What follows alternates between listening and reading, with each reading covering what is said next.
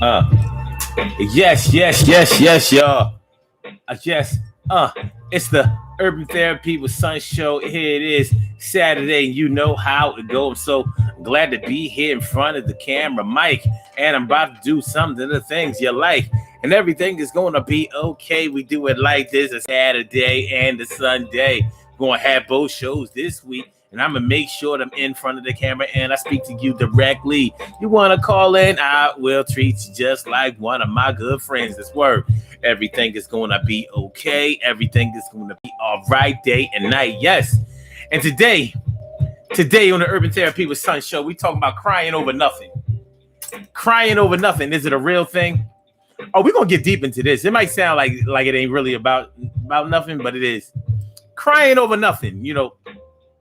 Have you ever done it? Have you ever found yourself at home? I don't know. You could be doing any type of random activity, tying your sneakers, getting dressed, washing up, brushing your teeth, sitting in the bathtub, washing the dishes, vacuuming the carpet, watching a show, and the tears start flowing, they're flowing, y'all. And you like, yo, man, what's going on here? What's going on? What's going on? What's going on? You know what I mean? Crying over nothing. But most people who cry over nothing recognize that you're really crying over something. It just may not be anything that's significant or appropriate at that time. But when the emotions come down, it don't matter who's around. You got to let the tears come on through. You got to do what you do to make your heart feel good. And it's going to be all right. Yeah, I let the tears flow tonight. Now, I'm not encouraging anybody to become a crybaby. Crybabies are not welcome in my world. However, I do understand when you have a lot of things on your mind, or you could be crying tears of joy, and they just come out of nowhere. You know what I mean? You may have felt that way before. So thankful for what you have been given by God, the Lord, the universe. Somebody or something has blessed you, has bestowed great gifts upon you, and it just make you feel good to have made it through the fire. And you don't know when it's going to hit you. It just hits you out of nowhere. We're going to talk about it today. Yes, we're going to talk about it today. The Urban Therapy with Sun show, and it's going on down. And I'm glad that you came around. Emily Dunlap is in the house. Bow, she about to turn it out. And Carrie is in the house. Hey, yo, I'm glad to have my eyes going that way. And Carol Chamberlain, me favorita. I said, Carol Chamberlain, me favorita. What's going on, ma? Robbie Ming, my big sis, Robbie Ming here to do her thing. She's something like a queen for a king. So what's going down today? Urban Therapy with Sun show, and we are talking about crying over nothing. Crying over nothing. How do you console somebody, support somebody who's crying over nothing? Well, that somebody might be you, and you just may have a plan to do just that. So let's get it popping. Urban Therapy with Sun 752. With this, the Urban Therapy with Sun show. We do this every single Saturday from 11 a.m. till around 12:30-ish. And the reason that we say 12:30-ish is because sometimes it gets so heated that we just have to do a little OT on a Saturday. And it is Saturday, baby. This is the show where adults come out and play with other adults. We laugh and cry. We argue, fuss, and fight. Go back and forth with each other. Bust it up all crazy. We play on the monkey bars and in the sandbox. Push each other up the sliding board and on the swings. We take an introspective look into our own personality to see how the universe interjects us into this thing called life. Where did we fit? How does it go? How come the pieces just don't seem symmetric, yo? But I'm your host, Sun 752, aka Omar with the. And if you can't say Omar with the, well, then you just say Omar with the R. This is the Urban Therapy with Sun show, Saturday morning, the 18th of September. It's crazy. This month is just about on up out of here. But before it does and before it goes, we got a few more shows. Yes, today we're talking about crying over nothing. Who of y'all has ever cried over nothing? It may have been a long time ago. It may have been recently. It may have been a short time ago. Hey, sometimes your emotions well up in you and you get to thinking about stuff that may not even be going on at that immediate time. And you know, the next thing you know, the tears are flowing. You could be, the crazy thing about it is you can be in mid conversation with somebody and y'all talking about something totally unrelated, but something that may have been said in that conversation may have triggered something. It may have sparked something. It may have resonated with you, and it just reminded you of something like, man, my grandmama. My grandmother. I said, my grandmother.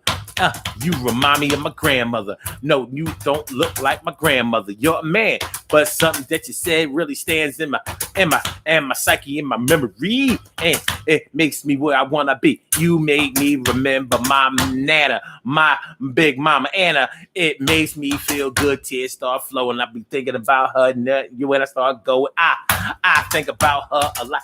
Yo, actually, sometimes the tears can start flowing. Somebody may say something that reminds you of somebody that may even still be alive, but maybe you are removed from them, disconnected from them. Maybe you are estranged. Maybe you are estranged from them, you know, and that may be wearing on your heart a little bit. You miss somebody, and you may be thinking about the memories that you had with somebody. You know, a so-called better time in your life. A lot of times we get nostalgic and we go back in our memory banks. We go back in our history and we start thinking about, yeah, man, when these times were here, you know, things were so much better. The innocence was there. We didn't know so much. We didn't go so much. We weren't carrying as much. It was a carefree time. We were able to just really enjoy our lives.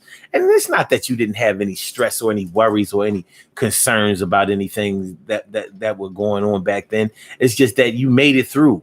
And at the time, you may have been, you know, searching in the dark, just trying to really find yourself. And as you were on your way finding yourself, you enjoyed the ride. You had some fun. A lot of people go back to their teenage years and they talk about how they missed being a teenager so much, even though that sounds childish, but they may feel that way because they may not have been carrying the same responsibilities back when they were a teenager as they are now. And they may not have had they may have been getting their social lives together. You know, as you're developing your social life, you are finding out what friendships are all about, or maybe the friends that you had when you were younger were just so much more supportive and loyal and they were just down for you. And now you find it hard. Maybe you find it a little bit harder now to cement relationships or to really believe in the relationships or the friendships that get formed nowadays, because everybody seems to be out for themselves when it wasn't like that before. But even when you were younger, one of the reasons that if you had a strong friendship support system, you may have really needed that, because there were people who were not your friend, were not so accommodating to you and happy for you and supportive of you. So the friends that you did have who supported may have really, really been essential for you. They may have been essential. They may have been essential.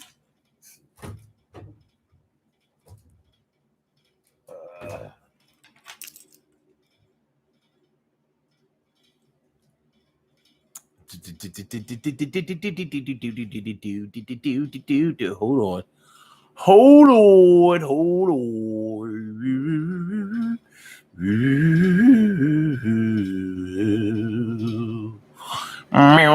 Okay, we good. Levels is good. Levels is level. Yeah, try to click off something or cancel something and you don't want to do it. It's like you don't want to do it. Okay, there we go. All right. So yeah, but when you were for the people who seem to forget other things that were going on when you were a teenager, sometimes people forget about the insecurity that they probably were having when they were teenagers. It wasn't always sweet. You had to go to school. You had to live by parents' rules. You may have had acne. You know, bad skin. You know how bad skin can ruin your teenage life. It doesn't really ruin your teenage life, but clear skin is something that you may have really strived for. And bumpy skin or patchy skin is something you gotta deal with. It's something we gotta deal with. These are things that happen when you were an adolescent. These are the things that were going on when you were younger. You know, you may have been the type that had to fight a lot. Honestly, some people grew up having to fight a lot.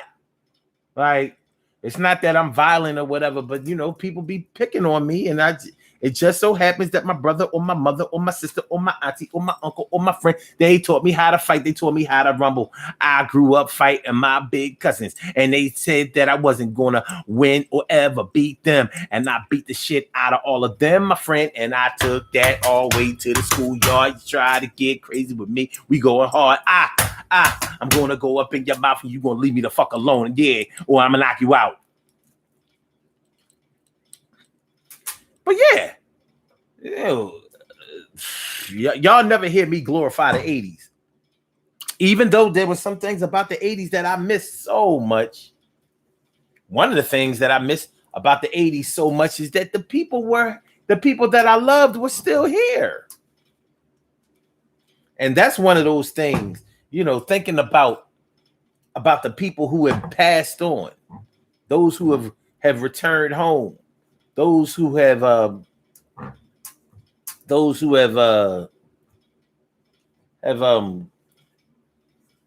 died. And you think like, dang, man, we used to have so much fun. We had so many plans for the future, whatever, you know, and then now they're gone. And sometimes just thinking about it, like how much you really cared about that person and how much they meant to you. Sometimes it can bring a couple tears to your eyes. Bring a couple tears to your ass. Bring a couple tears to your eyes. And they're not always necessarily tears of sadness. Sometimes it can be tears of joy. Like you think about somebody who was really, really influential, and you're like, yo, I didn't. If it wasn't for such and such, I wouldn't be here. If it wasn't for such and such, I wouldn't know this. If it wasn't for such and such, I would have never made it. If it wasn't for such and such, I wouldn't know how to do this. If it wasn't for such and such, I would have never got this job. I would have never chose this career. I would have never had kids. I would have never, hey, the list goes on and on. And at the times when you're thinking about these things with other people, it just may bring on tears for nothing. But was it really for nothing? Was it really for nothing? Was it really for nothing? Or was it something that you just couldn't explain? Ain't the right time, and you gotta keep it moving. Everything is gonna be okay. Sometimes you cry by yourself. Hey, this is your prerogative. You can do what you want to do. Sometimes the tears start flowing over nothing, but it ain't really about nothing. It's about something. It's just not about anything that's making you sad, about anything that's on your. It's not about anything that's going on in your world right now.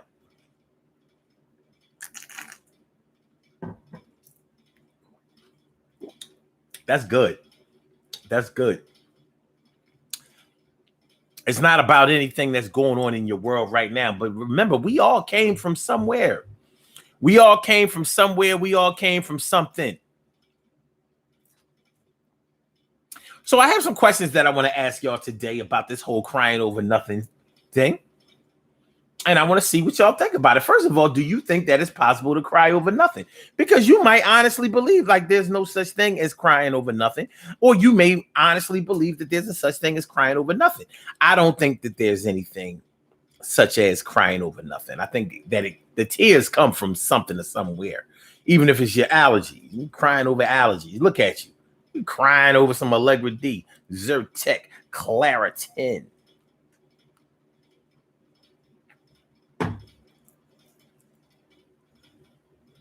Why are you crying for? You know. But do y'all what do y'all think? Do you think that it's possible to be crying over nothing? You know, and it's okay if you do.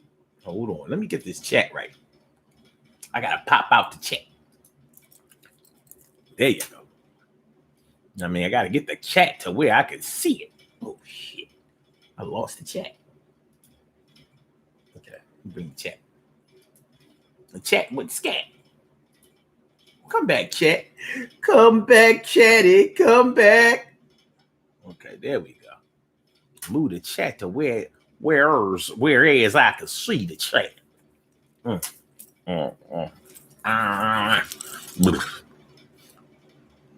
about to start crying over allergies. Get my Snoopy cry on.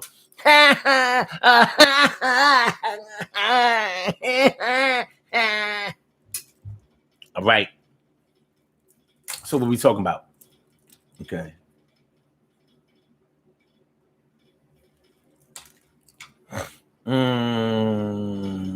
Oh, Emily had to go. Okay. All right. Oh, shit. One of my niece's funeral is today. Well, you know, my condolences to you and yours first and foremost, and second of all, there will be some crying, and none of it will be over nothing. That's for sure. But honestly, shout outs to Emily Dunlap and your family. Sorry about that. No, it's really sad when a young person dies or precedes their parents in death. It's one of the hardest things to deal with in life, but it happens. It happens.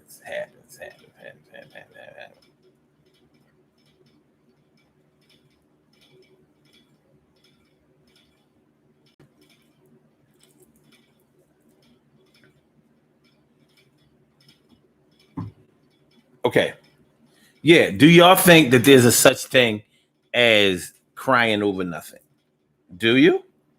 Because I've heard people say it. I mean, you be crying over nothing. Like, man, you don't live inside that person's head. You don't know what they're going through.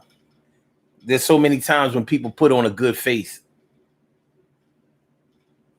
People can put on a good face because they really don't feel like it's appropriate or the right time to shed tears or to show their emotions.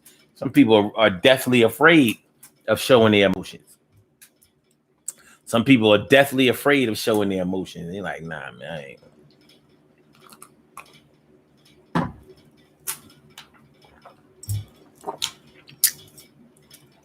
I'm going to be poker faced across the board. I ain't showing nothing. I ain't doing nothing. I ain't showing nothing. And I don't know about y'all, but I don't think not being able to cry is a favorable position. Have you ever known somebody like that you have never seen cry, who you never think would? You have to kind of think about where a person like that is coming from. What have they been through to the point where they have decided that they will not shed a tear? So I've seen those people in funerals. I've seen those people in a variety of situations. And yeah, they don't cry. Physical pain. What do y'all think about physical pain? Are you the type of person that cries over physical pain? I'm not. And only because I don't think that crying over physical pain works. I might do it if I thought it would work. But I'm like, yo, whether I cry or not, this joint still hurt. Yeah. Shout out to people who cry over physical pain, though. It ain't all just scraped knees and messed up elbows. Make sure that y'all hit the like button, man. Hit that like button. And make sure that y'all share the show. And make sure that you subscribe to the channel. If you haven't subscribed to the channel yet, it is the Urban Therapy with Son show. Thank you very much for coming on through. Carol Chamberlain says, sending. Okay, wait. She said, I cried when my dog died. I don't think that's over nothing. That is definitely not over nothing. Yo, when my cat Lovey died, I cried like a baby. Oh, no, love. Listen, man. I ain't even gonna hold you. First of all, if I take an animal in, I like an animal. I love an animal. Oh, damn, the animal's right here. Y'all can't see the animal. Hey, animal. By my side. Animales. Animales. How you know I was talking to you? Oh, yeah, you come. All right. Thank you. Yes, I appreciate the love. Yes, I do. Don't start showing off. All right. No, I can't pet you right now. It's all good. You don't have to look at me that way. Okay, here you go. Thank you. Okay. Yes, you are the best. Yes, I do love you. Yeah, yes, I would shed tears if something happened to you. No, I don't want you to get sick. Yes, you are a good cat. Yes, you will get treats later. Yes. Okay. Mm-hmm. Mm-hmm. Ow. Ow. Ow. Ow. You're a little too excited.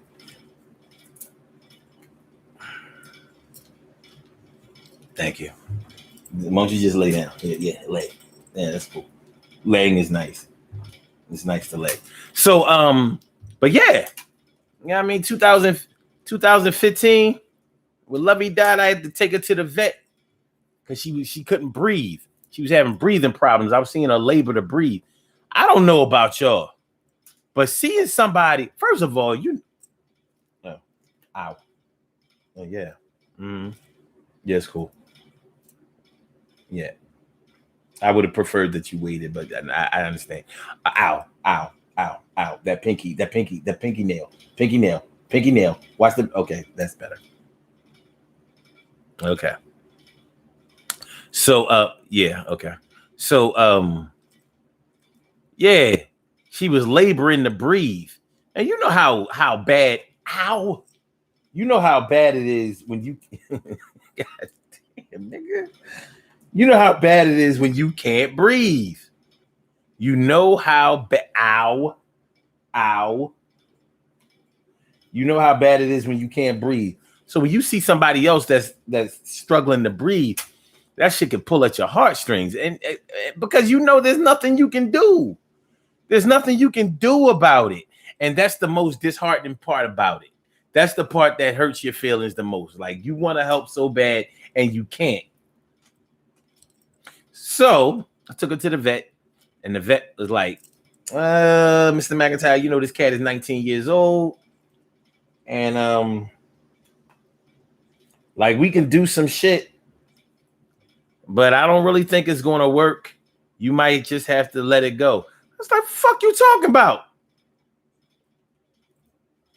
That's like somebody you love being placed on child support,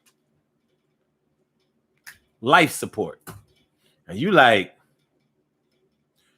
well, you saying that they only have 20% brain activity, but doesn't God decide how much your brain is working? You know, get into that type shit.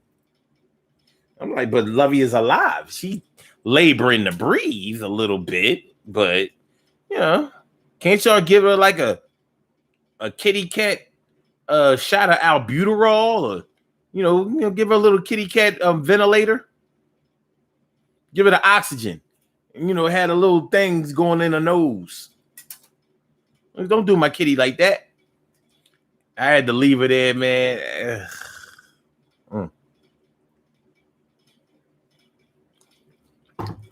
That was rough. Oh yeah, Cal, I can relate. I cried like a baby. I really did.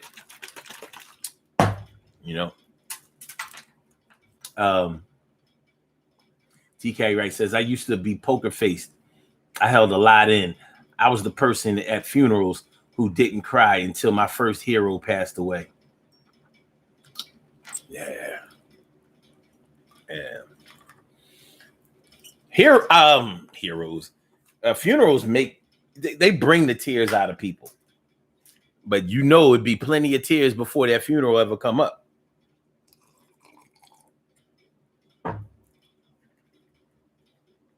You know how last night we was talking about getting bad news over the phone. You know, when you get the word of somebody's passing over the phone, you know, that shit can just bring all the emotions out of you. Like, oh, you just, or such and such didn't make it, or something, such and such just passed, or, ow, man.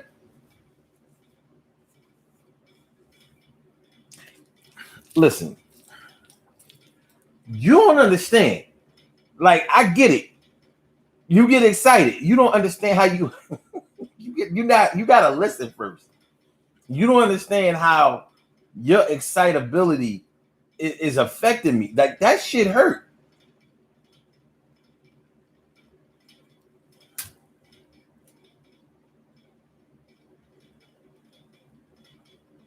So yeah, when you get that phone call about somebody's passing, and you know that shit you might be good over the phone, like, oh man, really? Oh. Hang up that phone. It's like, why, Lord? Say your prayers or whatever. Try to pray them into heaven or whatever. You know how it goes. But that's definitely not crying over nothing.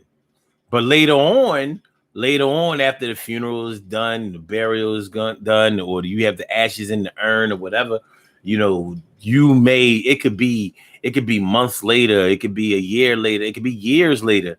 You know, you see something that reminds you of them. A song. Oh, shit. How many of y'all have a song that brings the crying over nothing out of you? Come on now.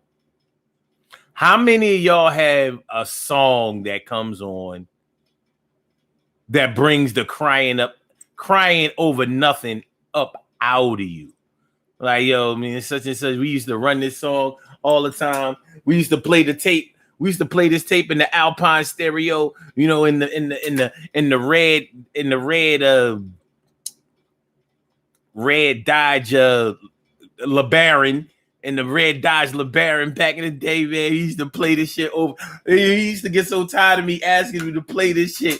I used to play it over and over and over.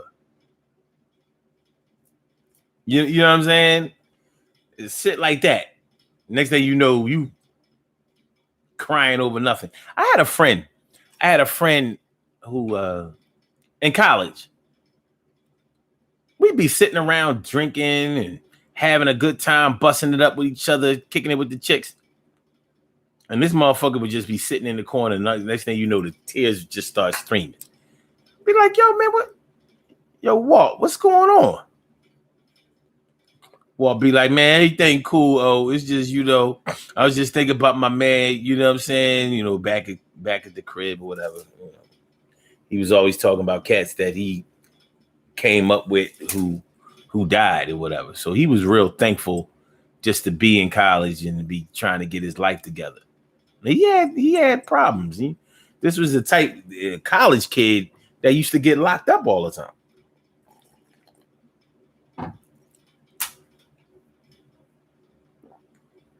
It was wild. Let me see.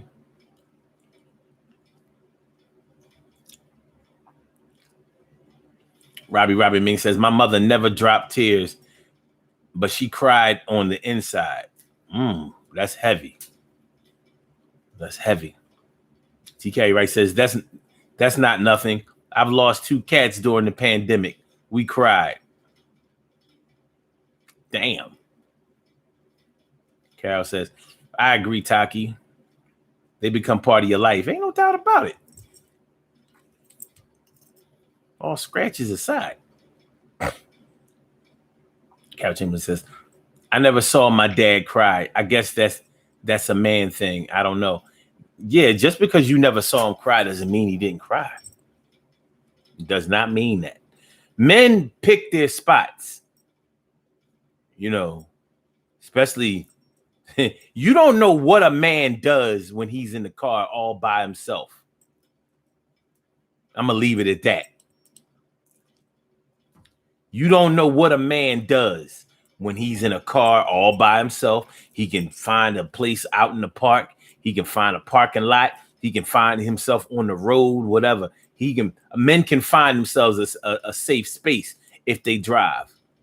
He don't have to show his emotions around everybody else. But you can best believe he could have had a spot where he could handle his emotional business. He could have gotten it all out before y'all ever saw him that day. You know, he come home from work like, yeah, you think, all right, you ain't know he was up Lemon Hill, you know what I mean, for an hour and a half, just crying and praying and getting himself together. Hey, this shit can be therapeutic. Anybody who would see him up there would have thought he was crying over, well, they would have known that he was crying over something, but, you know, not knowing where the tears were coming from, where the emotions were set at home, could make it seem like he was crying over nothing. Nah, it's definitely over something. It's absolutely 100% without a doubt over something. Yeah. Okay. TK Wright says, Robin, my kids used to say that about me, but it wasn't true. I cried when I cried when no one was around. A lot of mothers don't cry in front of their kids. They figure, I'm already a single mother or whatever. I gotta hold this shit together.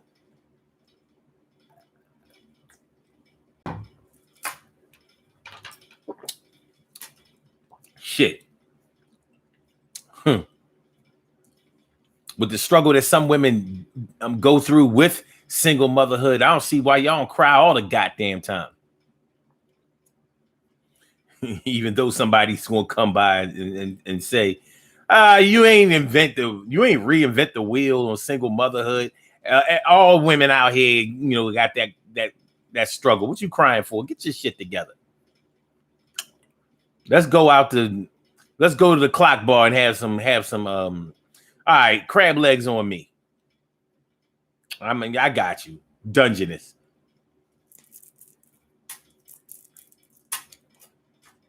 Shit like that. Shit like that.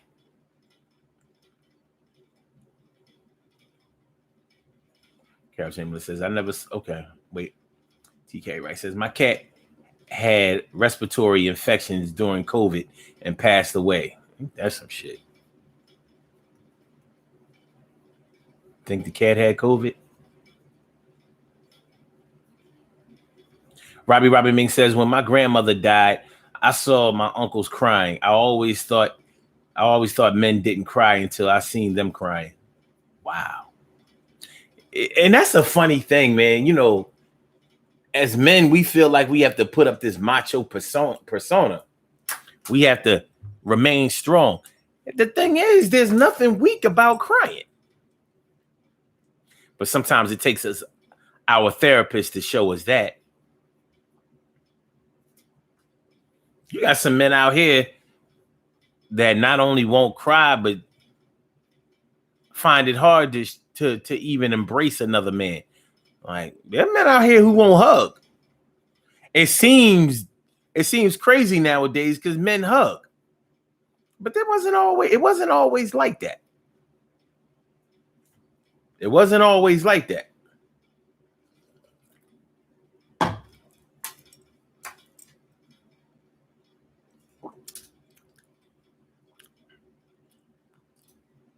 Wasn't always like that. If y'all would like to call into the show, I invite y'all to call in. And the number to call is area code 319-527-6199. That's the number to call. I said 319-527-6199. Yes, y'all. I said 319-527-6199. Get on the line. 319-527-6199. Yeah, get your shine, baby, on. Get your shine, baby, on. Get your shine, baby, on. Get your shine, baby, on. Get your shine, baby, on. Get your shine, baby, on. Get your shine, baby. 319-527-6199, baby. My brother from another mother, Norris Hill. Sit back, relax, do your thing, tax and chill. And my brother, Ansel Jones. Baltimore girls can't leave him alone. Yeah. What's going on, y'all? Thanks for coming on through. We talking about crying over nothing. What y'all know? What y'all know? You know. All right. So let me see. All right.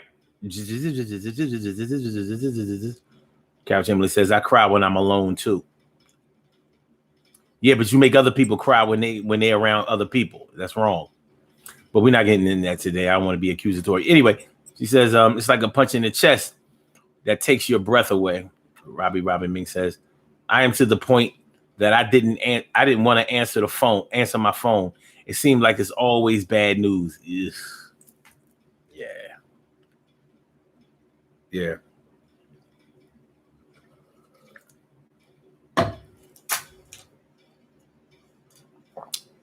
I understand. TK Wright says Stevie Wonder's 2-part Superwoman song gets me. Interesting. Carol says Sadie makes me cry every time. My aunt's name, and I'll always love my mama.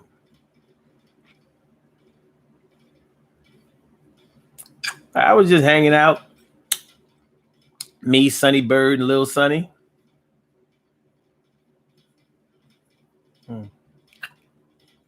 Shout out to the Intruders. I'll always love my mama. She's my favorite girl. I'll always love my mama. She brought me in this world. Ooh, talking about mama. It's one of the best songs ever recorded. And that's whether or not it's Mother's Day. But that song is a lot. The song is deeper than the lyrics really say it is. Because, one of the things I really liked about songs and singers back in the day is they would take a little interlude to just talk during the song. They would just rap. And, when he was saying, he was like, yo, what was Pops doing? He's like, oh, Pops, we ain't talking about Pops right now. Pops was probably drinking more wine than us. You know what I'm saying? Like little things, you catch little things in a song. Like it ain't they kind of just laughed off, not having a dad in their life, for the song. They took a time within a 5 or 6 minute song to, highlight, well, we talking about my mom right now. We talking about our moms right now. We talking about the one who was there, not the one that was necessarily just, yeah. And what was I'll Always Love My Mama recorded? Was it in the 70s? Early 70s? Let me see. Ooh, talking about mama. Okay. Let me see. Hold on.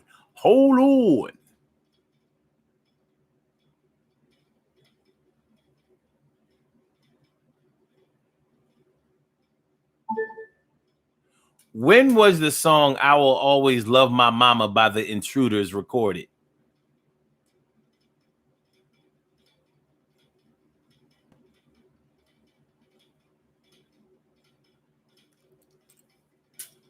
The fuck? Okay.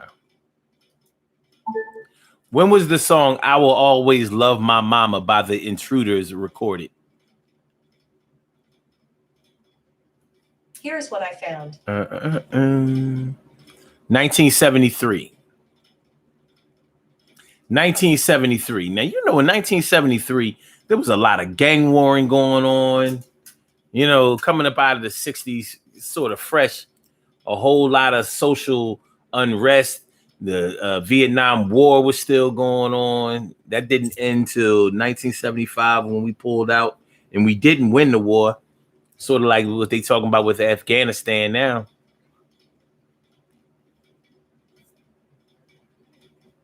Well, with Vietnam, at least you had an actual country that you were fighting.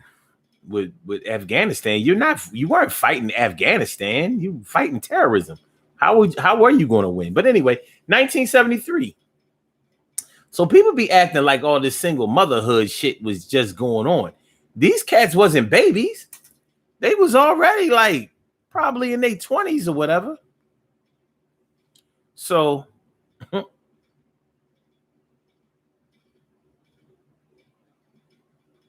well, the name of the album was Save the Children. These cats all got their shirt off. So I guess they A&R was like, man, fuck that. Take all your shirt off, you know what I mean? And then we can make some new mamas. I don't know. Okay. Let me see. Crying over nothing. That's what we talking about today, y'all. Even though we finding something that we crying over, well, I was asking the question about, is there really a such thing as crying over nothing? And now, you know, y'all can answer that question if you choose to. Is there a such thing as crying over nothing?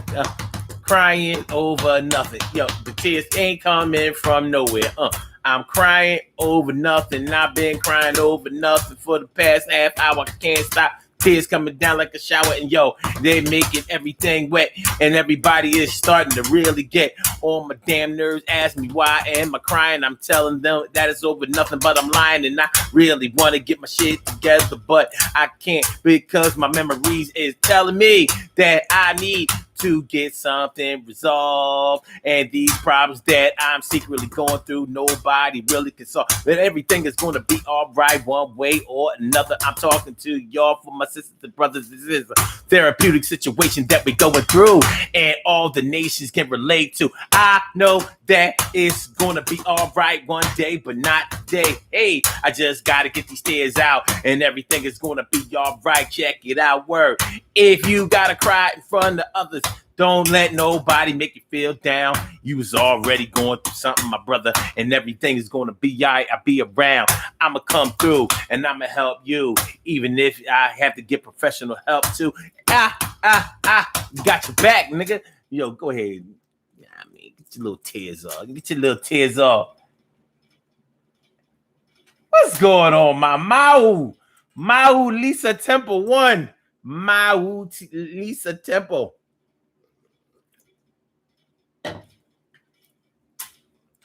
That's my girl right there. Lisa Mau. Lisa Mau. Ow, Lisa. Mau Lisa. I want to be with Lisa. You know what I mean? Zamunda. I want to be with Lisa. I want to be with Lisa. Okay. All right. What we got?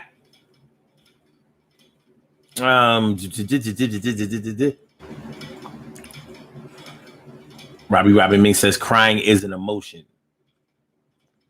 I never really. Okay. Cal Chamberlain says yes, it was. Oh, makes me miss her so much more though. Yeah, I hear you. Yeah, that song Sadie. That's just yo. Do yourselves a favor. Matter of fact, hold on. I got something for y'all.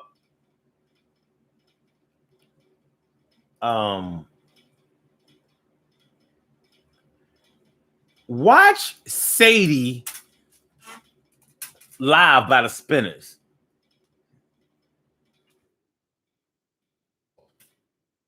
Because the way they killed this fucking song, they just kill it. I don't know what show they was on, but they sing the song live and they just murder it. So this is what I'm going to do. I'm going to. No, I don't want to say. I want to share it.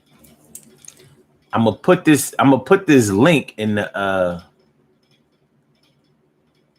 Hold on, let me see if I can. They're gonna try to make me play it. I ain't gonna do it. Stop. All right. Now I can share it.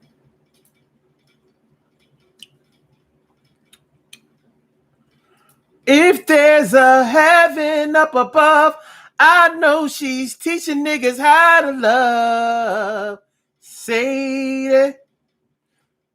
But yeah, if y'all haven't ever seen this video, yo, I mean, the shit blows me away. They just killed this damn song. So let me put this joint in the comments. Hold on. Where my joint go? All right.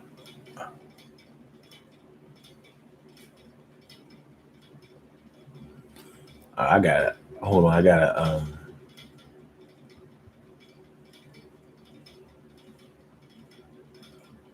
I gotta X out some things. I got too many windows open. Hold on. I be having the nerve to wonder how come my computer not going as fast? I be pushing that shit to the max. All I know is if you tell me you got 16 gigs of RAM, I'm gonna make you show improve. That's all I know. That's all I know.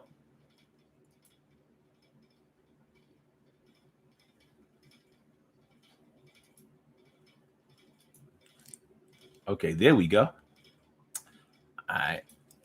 Let me see. Yeah, man. Copy that link and watch that Sadie video. That shit. Yo, I'm telling you. Now the video is low quality because it was back in 1976. So the audio is you gonna have to turn it up, but yo.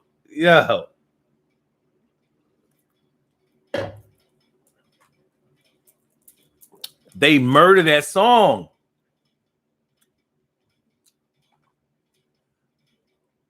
They murder it. Murder. But yeah, I mean, man, some songs they might trigger a memory, a memory and shit. It might not even be a slow song. Like we talking about I Always Love My Mama and Sadie and songs like that. Shit, it might be a fast song that just remind you, somebody, whatever. Like, yeah, when we used to go skating, when we used to be at skating, that's how people in Philly talk. We was at skating, and this is what we used to do, the backward skate too. No, not roll, bounce, skate. I'm talking. This was it could have been Eric B and Rakim. Dance to the record dance to the rhythm to the record blow and let it go. It's a 4-letter word. Nobody to dance. You got it, soul. Guys, alert. When there's a play-in, it can't be stuck with it. They'll come up with a rhyme ago. Blessed with the record that was made a long time ago. You can do it. You can dance and dance your hands to it. I started to sing. And then I went into the paper. Soul.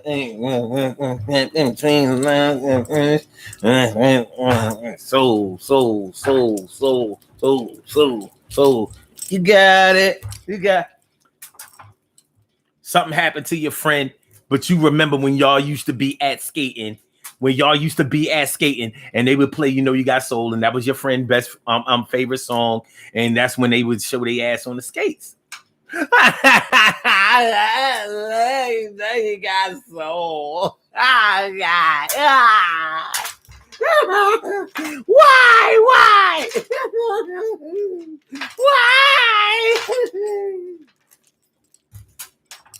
It's a good thing they didn't play. That's my good thing they didn't play my melody.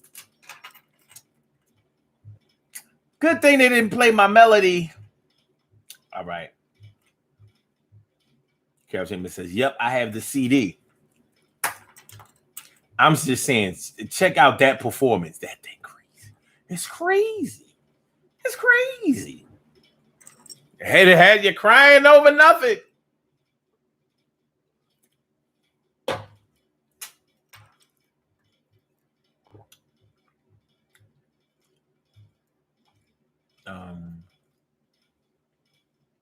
Okay. And my mom passed 10 years or so before they recorded the song. Okay. Carol says, sometimes I can drop something and cry, but it's always something else that I'm really crying over. It just brings it to the forefront. And that's what I'm talking about. You know, you're not really crying over nothing. You're crying over something. It's just not the something that's going on right here and now. But as long as you are alive and breathing and have memories, everything that happened before is right now because it's still with you. And that's not to say that you haven't reconciled things. It's not to say that you're still in the same place that you were before. It just means that whatever happened to you or with you or around you, it's a part of you. It's still there. It's not always about not getting over something, not getting past it, something. You know what I mean?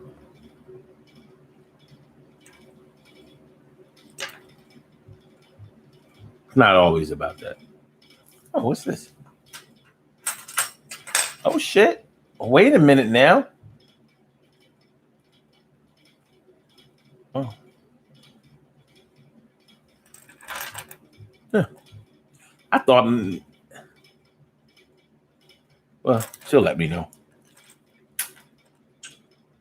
Well, what have we here? Lisa Mau has come on through. How are you? Oh, hold on, I gotta turn you up.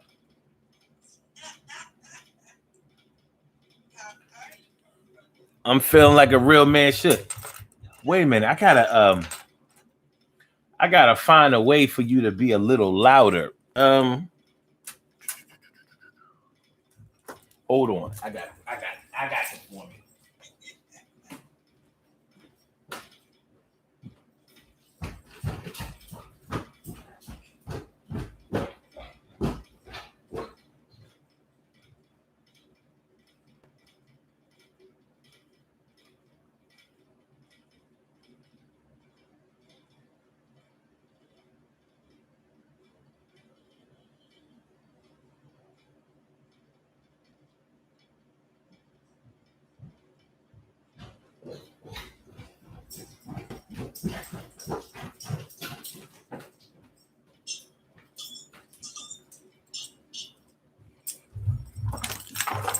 I gotta make sure that my people can hear what you're talking about.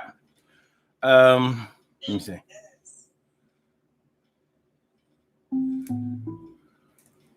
Pairing. Let's see.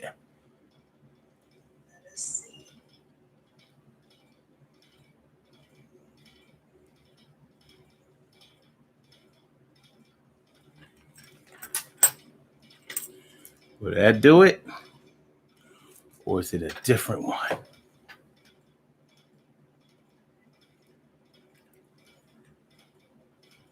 Okay, there we go. Wait a minute. I think we're about to get this thing.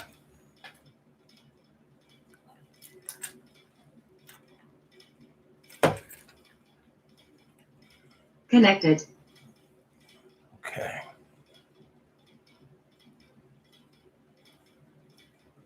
Okay. There we go. That should do it. Let's see. Wait a minute. I'm getting some spinning going on over here. Hold on. Hold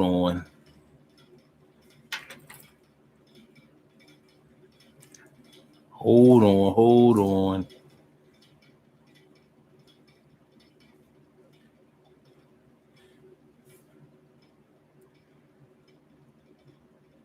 Uh-oh. We lost Lisa, but we're going to get her back. Okay.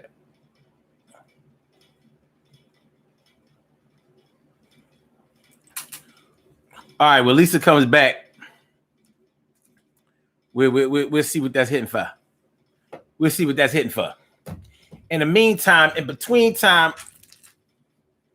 in the meantime, in between time, cleansing for the soul. What's going on?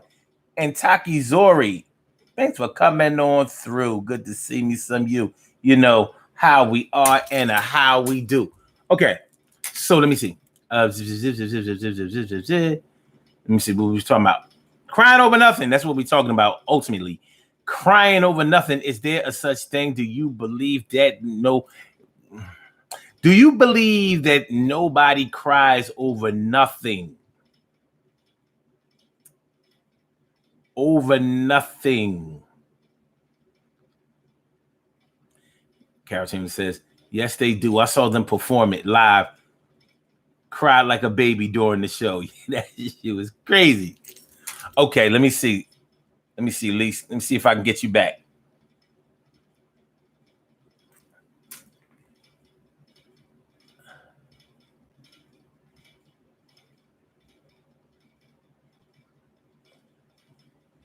Okay. All right. It's a little bit better. I got to turn you up all the way. Let me see. Thank you.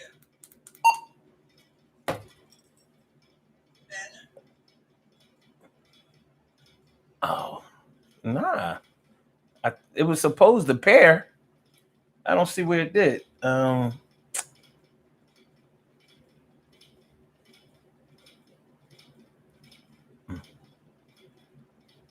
Oh boy. Yo, Instagram is not doing what I needed to do right now. I don't know. Okay. Okay, there we go. There we go. All right. All right. What you got? All right, so you talking about crying over nothing, right? Right. Is there such thing? So how about, right? You remember when they said you should be crying and there ain't nothing? Uh-huh. So how about, right, the sensual energy? Crying is a part of our frequency. It's how we communicate. It's water that comes out. Water has a frequency.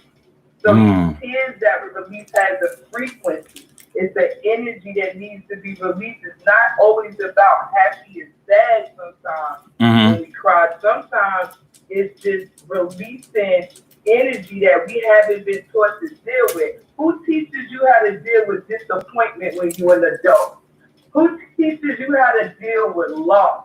Who teaches you how to deal with not meeting your own standards, let alone somebody else's? You see what I'm saying? So I do. Sometimes we're with nothing wrong because we remembering, or we analyzing, or we reasoning with self. You know what I'm saying? We reasoning, and it brings us to tears because we know we shouldn't be here. Half of us done did enough dumb shit on our own, let alone all the other pressures of society and all the societal expect. We be tired of ourselves. Right. Right? You know what I'm saying? And God forbid you start becoming hormonal and you eating this GMO food that got all these hormones in it, got the natural hormones going crazy. So I mean, crying, I'm surprised we're not all walking around crying. My father used to say all the time, here goes some tissues for your issues. Heavy. And with that, I get. But let me ask you this. So you saying this GMO, this processed food can have us crying over nothing? We crying over poor health? Nothing. What? You better tell me. We out here crying over poor health. I'm sitting here drinking green tea. You see what I'm saying? We trying to stay alive. And that right there makes me cry. That's true. That's true. It's just, the struggle is absolutely 100. You know what I'm saying? It lives in all of us. But let me. I I mean, think about it, right? Everything can seem like it's set up against you, and you feel like you all alone. Most of us have never had to really sit alone, and even when they do, they don't know how to sit with their own thoughts. They don't know how to journey within. They don't know anything about what's going on inside. Mhm. So, with the assistance of this poor diet and the pressure of the system and the pressure of your own desires and expectations and the pressure of everybody else's, you know what I'm saying? And if you got people depending on you, that's a lot of weight. If you don't cry, crack, or bend, I'm wondering what you made of. And can I get some? Because menopause be having me buzzing. Yeah. Yeah. Menopause be having me leaking. Like somebody that stabbed me in my eyes. You know what I'm saying? It might have you leaking and in a cold ass room. You know what I'm saying? Hot flashes. It's, it is freezing. Look. 6 out of 10 men got kicked out of the crib because of inappropriate behavior, and 9 out of 10 men left the crib because it was too goddamn cold in the house. Dealing with a menopausal woman, boy, this middle age shit is a killer. They ain't ready to have that conversation. Let me tell you, but after menopause though, the things that will go on, right? It's real shit. It's the after menopause for me, because it's only a pause. It's only a pause. It ain't it's called menopause. You get the pause for a minute. You know what I'm saying? And then live out the rest of that. Okay. But I just wanted to tap in on that crossover nothing, because it don't be nothing. It's a whole lot of something. A lot of it is childhood trauma locked inside the body and mind. Real shit. Let me just ask you one question before you go. Do you think we as a people put undue pressure on ourselves to not cry or not express our emotions? Do you think that? Absolutely. Okay. Absolutely. Without a shadow of a doubt. I am a mother of 7, and I have heard don't be crying in public, and I have said don't be crying in public. Don't let nobody see your face. Don't let nobody see you cry. Don't let nobody. Why? Why? It's natural. Mm-hmm. It's natural. It's natural. You know what I'm saying? If you get punched in the nose, your eyes start to water. If you hit no way around it the right way, your eyes start to water. Period. Mm-hmm.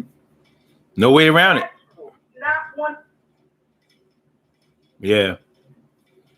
So yeah. I'm not ashamed of my tears at all. Hell, I was crying last night in front of somebody and started laughing right after. I'm like, oh yes, I'm in my same dimension. Don't worry about it. Yeah. You know? Yeah, sometimes you gotta. Well, crying is like a cleansing thing, and sometimes you gotta clear it out. You gotta clean it out.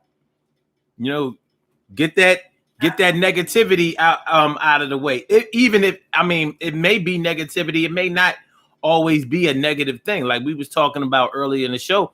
Sometimes something may trigger a really good memory in you, and it just bring that shit up out of you. You don't even know where it came from. You know what I'm saying? You might remember. Joy has its own tears. Oh boy, do it. Joy has its own tears. When I see children laughing and dancing, it brings me to tears. When I see elders being revered, it brings me to tears. When I see people supporting each other, it brings me to tears. That's a joy. I done cried for enough sad stuff. So the next is a joy-filled. We can't do that. You know what I mean? We always worried about somebody thinking we weak. Yeah. You know what I'm saying? I'm like, if you think I'm weak, try my fucking neck. How about that? Yeah. You know what I'm saying? Try my neck. Because don't let these tears get you. Yeah. That's real. I mean, crying definitely does not mean that you're weak. Crying definitely doesn't mean that you're weak. It doesn't mean that you're weak emotionally. It doesn't mean that you're weak in spirit. It doesn't mean that you're weak physically. It doesn't mean weakness at all. As a matter of fact, in many situations, it takes a lot of strength to be able to show that emotion, because you can be just by the act of crying, you can set an example, an example of how to be free to so many people that you may not even be talking to, dealing with, or may not even know. You know, somebody out there might be saying, well, if such and such can cry, then shit, maybe I can let go too. They may have been holding too much stuff in that was getting too heavy for them. You know what?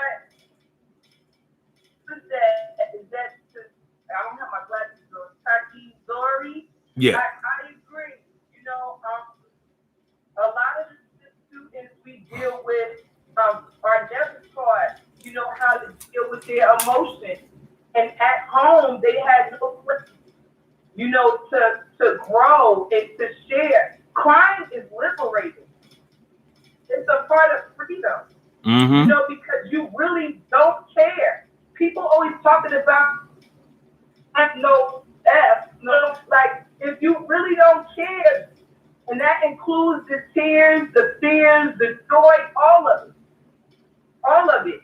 Mm-hmm. All of that is you. Yeah. Yeah. I mean, it's very free. It is, because I mean, you know, the stresses, the heartache, the pain, all that stuff, it weighs you down, and not in a good way. And sometimes you can kind of look at it as like crying after a long period of not being able to cry for whatever reason can be like a Noah's Ark flood of washing away all of that bullshit, all of that negativity, all of the bad stuff. You know what I'm saying? Like, your cheeks might be the drainage system. It might be the sewer. Could be. It's part of it. I mean, I can go a long period of time where I'm just crying because I put myself a hard out the next day. I mean, the reality that I was on the same city that was going on at the time in the world, I had no room in no space to cry.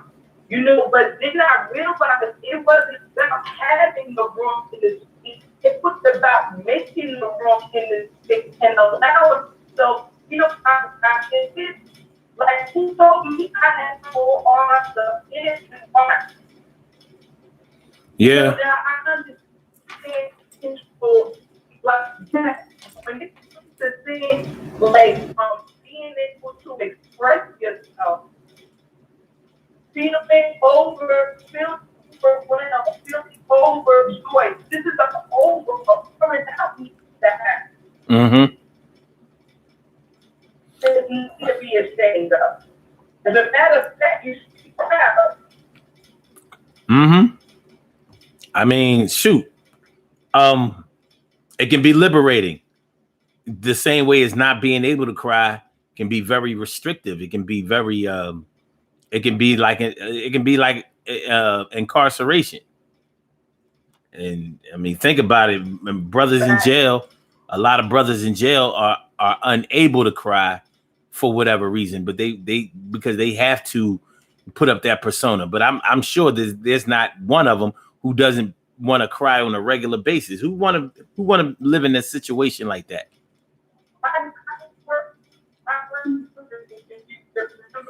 Wait a minute, hold on. You breaking up. You're breaking up and buffering a lot. And I know that what you have to say is some real good stuff. So, you know what? This is what I want you to do. This will be better. Can you call in? Can you call into the show? 319-527-6199. That way we can get all of your voice. me see. 319. George, give me. I'm gonna put the number in the comments. Yeah, I'm gonna put the number in the comments and call in. I want to make sure everybody gets this lesson. There you go. So yeah, hop on the line on Blog Talk, and we can get this thing going the right way. I don't want nobody to miss that. Let me see. The thing is, okay. So she's gonna call in so we can hear better. That should work for us. All right, yeah, y'all. We talking about this is the Urban Therapy with Sun show. Welcome to everybody that's coming through. We're talking about crying over nothing on this Saturday, September 18th. Crying over nothing. Is there a such thing? I said crying over nothing. Is there a such thing? Ansel Jones says DHL, FedEx, UPS are the companies we used to send cargo to. So when I see the truck almost 20 years ago, I still think about it. War is hell. Yes, it is. He says it still mess with me when I think about the relationship with people. Yeah, it's real shit.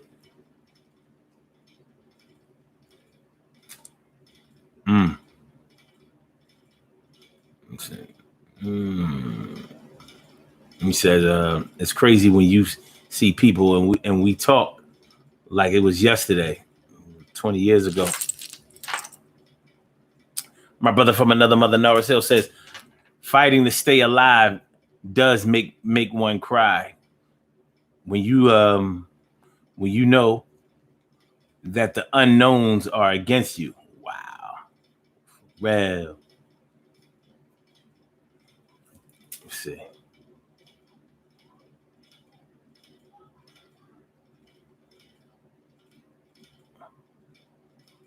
Okay. But yeah, man, so-called crying over nothing, real time crying over nothing. It's a tough situation. It really is, especially when you're around people who don't understand or who don't want to understand.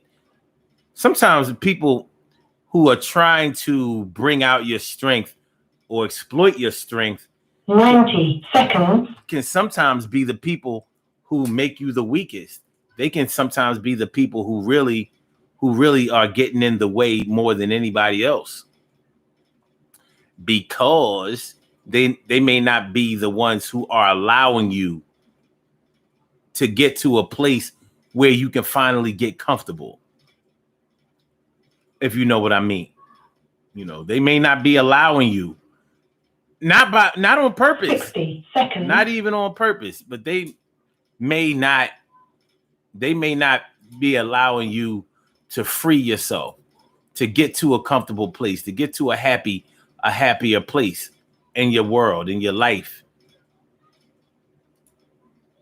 Because sometimes we are so busy protecting our loved ones, telling them, don't let nobody see you weak, or see the chinks in the armor and all of that. They don't know that they may be the ones keeping you from being able to gain strength.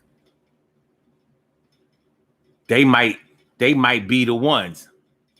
Let me be the one you give your love to, the one you need, baby.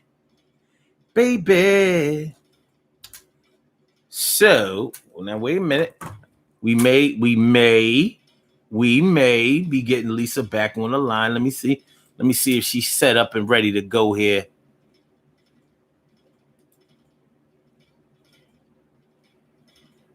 Peace. Can you hear me better now? Yeah, that's what we needed right there. That's what we needed. Now we ain't gonna miss nothing. Hey, listen, we don't miss nothing. No, when we stay sharp. Without a doubt. But they just have to be able to hear it. You know what I'm saying? Like, we know that it's being spoken, Indeed. but we just have to make sure that it's being communicated, it's being heard. Well, I ain't want them to miss none of that. Indeed. But I don't know where we left, but all I'm saying is that, we live in a system that's set up to make us cry and just tell us not to. You know what I'm saying? It's like, I'm punching in your face, but you better not cry. It's like when our parents used to give us a whooping and be like, shut up, why you crying? I'm going to give you something to really cry for. I'm like, wait a minute, you already did. I know, right? That's what to us all the time. Uh-huh. Yeah. And I'm thinking that we really have to be careful when we do things like that. Even though we laugh about a lot of the restrictive things and the pains that we grew up having to get used to, especially our people. The whole, stop crying or I'm gonna give you something to cry over or cry about. Yeah, we laugh about that kind of shit, but when you really think about it, many of us were really, really negatively affected by that type of shit. You know what I'm saying? Because it was telling us that, okay, we can get emotional on one side, but we can't get but so emotional. It's a restriction. And although our parents may have meant well by what they were doing, or they were punishing us for something bad or wrong that we have done, we always have to be cognizant of which direction that we are sending our people into. We can't drop the ball when it comes to us, because we're as strong as our people are physically and spiritually. We are weakened in so many corners. All right, if you put us in a square, you would probably see if you could put that square on a wall, you would probably only have 2 screws in it that were holding it up. The other 2 are empty and it's just floating. And I'm saying that metaphorically to explain how disproportionately damaged our people are. We're all damaged in many ways, but some of us are so good at being able to hold up, and others of us, man, we have been broken down so far that we're just floating on the wall, hoping that the two screws that may not be all of that strong are going to hold us up. You know what I mean? It's a crazy situation, but we have to allow each other to speak. We have to allow each other to be able to express ourselves, and we gotta be. If we're going to allow ourselves to laugh, we gotta allow ourselves to cry. We have to. Shoot, I know that we know that everything ain't funny. Well, we have to acknowledge that some things are. If we acknowledge that not all things are funny, but we'll allow ourselves to laugh, well, we have to allow ourselves to cry too, even though everything ain't super sad. We got to balance it out a little bit. Well, I mean, another thing, if I may, that we need to remember is that everybody doesn't have the same period of time to do a thing. For example, let's take grieving. Some people can grieve for a few minutes and then they're done. Some people grieve for days, for years, for hours, whatever. I mean, we are all different. And I mean, it really has a lot to do with how we were taught to deal with our emotions as a child and how we saw other people. See, it's not always about what was actually directly taught to us. It was what we saw too. Mm-hmm. If we saw mom take a lick to the face and she handled it like a G, and then you get a lick to the face and you bawling and crying, that makes you feel weak, even though nobody told you, not realizing that the actual action was wrong, not her response to it. That's right. You see what I'm saying? Yeah. A lot of times we judging people on their responses, not acknowledging damage of the action itself. I mean, we have a lot of trauma in our DNA that has never been addressed. Period. True shit. Dr. Joyce DeBrew said that after slavery, quote unquote, if you follow that narrative, nowhere ever was there someplace that said, well, all you folks that was over here in slavery, here goes some therapy for you, because I know you systematically fucked up because you don't watch all the madness. All of it. You understand what I'm saying? We have that in our DNA, some of us. You know, and even if it's not in our DNA by blood, it's in our DNA by programming, because these are the images that are shown to us over and over and over and over again. And we just have to swallow it down. Well, guess what? Pressure bust pipe. Period. Yeah. Those are actual facts. Ain't no way around it either. So yeah. We started out talking about crying over nothing. There is no nothing to cry about. There's always something. But it can be your personal something. It belongs to you. Everybody doesn't have to. Your tears don't have to be approved. They're yours. You know what I'm saying? You don't have to validate them shits. You don't have to get them stamped.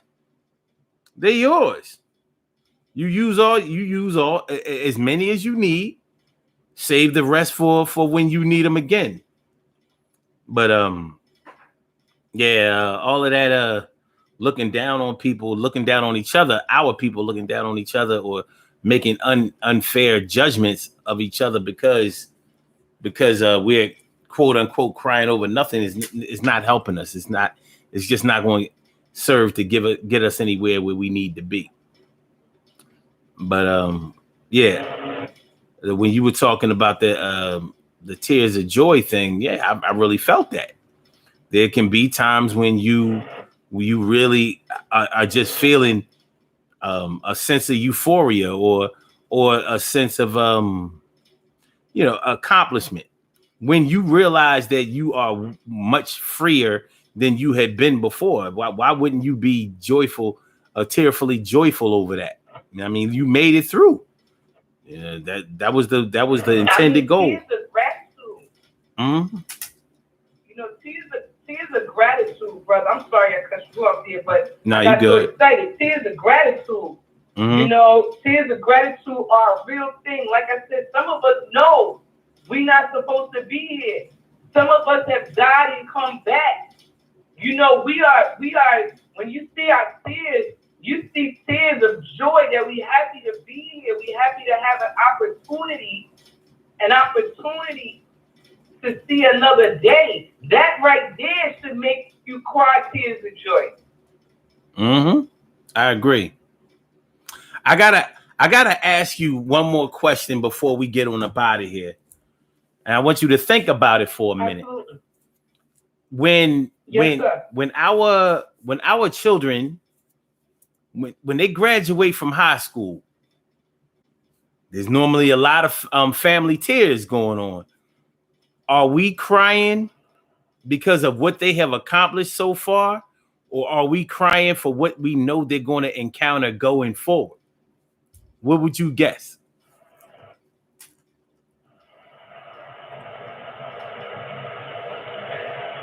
Well, because I'm a mom and I've seen several graduations of high school and college, I'll say that there's a combination. Because I think for those, especially single mothers, I think we understand a little bit more that our children sometimes are not always aware of just having good grades and being a good person does not guarantee you're going to have an easy cakewalk life. And many times they're taught that in high school, and that's why I was an advocate, still am an advocate of homeschool, you know, unschool or whatever else you want to call it, or addition to traditional school, because they do need to understand. And I think it is a combination of, you know, look at how far they've come, but they have no idea what's waiting out there. And it's our duty and responsibility to give our children a secure and strong base, a wonderful foundation, something to reflect upon when they go out into the world, because they have to know. They're not blind. They see a struggle. They know, but they really don't know until they get there. They really don't. So I think it's a combination of both. Yeah, I would say so. I would say so because after you get out of high school, all the responsibility starts to fall on you. You ain't gonna do nothing but work and build for the rest of your life. I'm not saying that playtime is totally over, but the accountability for how you play and work is absolutely on you now. So let me ask you, can I ask you a question? Right? Okay. Accountability to who? I mean, who determines, who has determined how much accountability falls on each person or how much responsibility falls on each person? Is it always equal? No, not at all. Okay. When I was graduating high school, particularly when I turned 18, all right, so I was on my way to college. And in order to get grants and loans to go to college, I had to register for selective service. So, in order to go to college, I had to register to go get killed overseas, should they need me and call on me. You understand what I'm saying?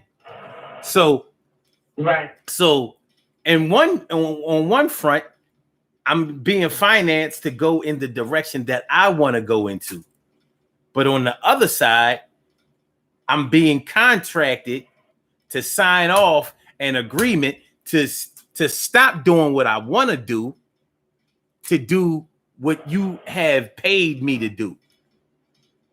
And not just join, but I had to go, in a time of war in which they needed me through the draft.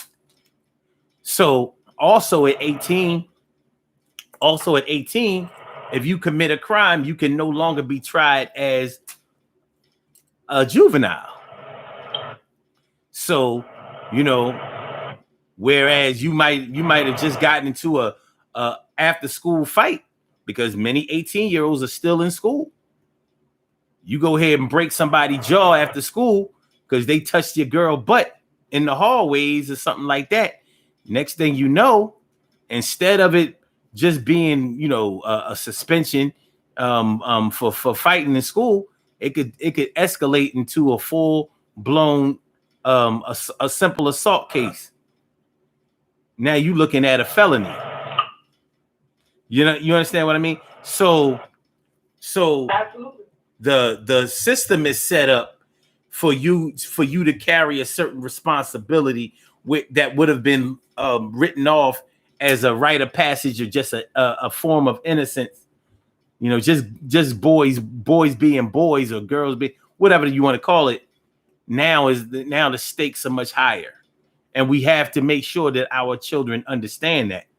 And as children that turned 18 at the time, we had to understand that. Like it's a little bit more serious now. Yeah, we still get to go to school for 4 years and have our fun and party and do all whatever college kids do, but the stakes are higher. And after you finish that school, you're gonna work for the rest of your life. Whether you choose a 9-to-5 or whether you take the entrepreneurial route, your very survival and the survival of your offspring is going to be determined by how you accept the responsibility that you have been given. So I was more so coming from that angle. You're not saying that you owe anybody, but just because you don't just because you don't owe anybody doesn't mean that you don't have to pay. You know what I'm saying? We pay anyway. It's crazy. Right. And let me just add on and say, first and foremost, you had a unique situation that was not just unique to you, but to many of the young people that come out of high school and can't afford to go to college, and that's their, desire. But what I'll say is this: everything you said, and the title of this show, "Are You Crying for Nothing?" No, you crying for something, because you are a perfect example. You just wanted to go to school, but in order to go to school, you had to sign on. And that meant that now, anytime the pressure comes and they need you, you gotta go. That in itself is a reason to cry. Mm-hmm. Your neck was on the line all the time. That's right. All the time. Mm-hmm. You know what I mean? So I really appreciate you allowing me to share in with you today and the audience. I thank everyone for listening to my mouth. But I definitely had to jump on for this one, because I know sometimes we crying and nothing even wrong. Listen, I appreciate you coming through in bunches. And man, just because nothing may not be wrong right now, something has definitely been wrong before. And if it was wrong before, and it's still in your memory, hey, you still got that. We survived. We survived many wars, many battles, many fights in our existence. We put it that way, and there will be many more, and we will receive scars from each and every one of those fights. You know what I'm saying? They won't be fatal wounds because we're still here, but each one of those scars that we receive will have its own story to tell.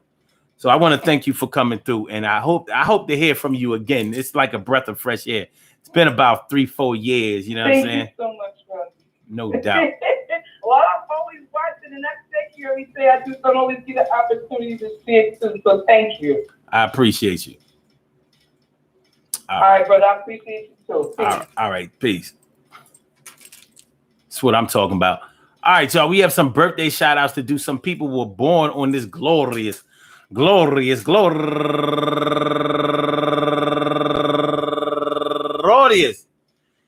September 18th, and they deserve to be acknowledged. So let's go about our business of acknowledging them and making them feel special, because they are special, because they are special, because they are SPECIAL. They get the RESPECT. They are SPECIAL. They get the RESPECT. They are SPECIAL. They get the RESPECT. They get number one out the box, Nikita White. No, I'm sorry, Nikita White. Happy birthday to you. And check this out. Gigi Nana Sunny Boy Jabril Davis. Gigi Nana Sunny Boy Jabril Davis. That's a girl. Happy birthday to you. And Lakeisha Johnson turning 45 years. Bow, bow, bow, bow, bow. 45 years old today. And Clara eBay turning 36 years old today. And Denise Meehan turning 42 years old today. And Tashana Solomon turning 49 years old today. And West Knox Sasha turning 41 years old today. And my man Alfred Duckworth turning, all right.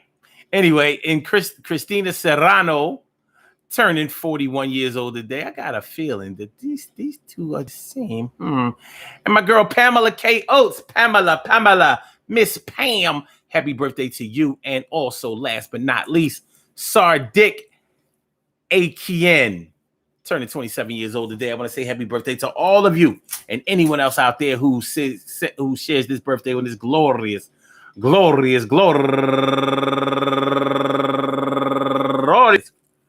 September 18th, anywhere out there in the world, worldwide. You know what? I need to give a posthumous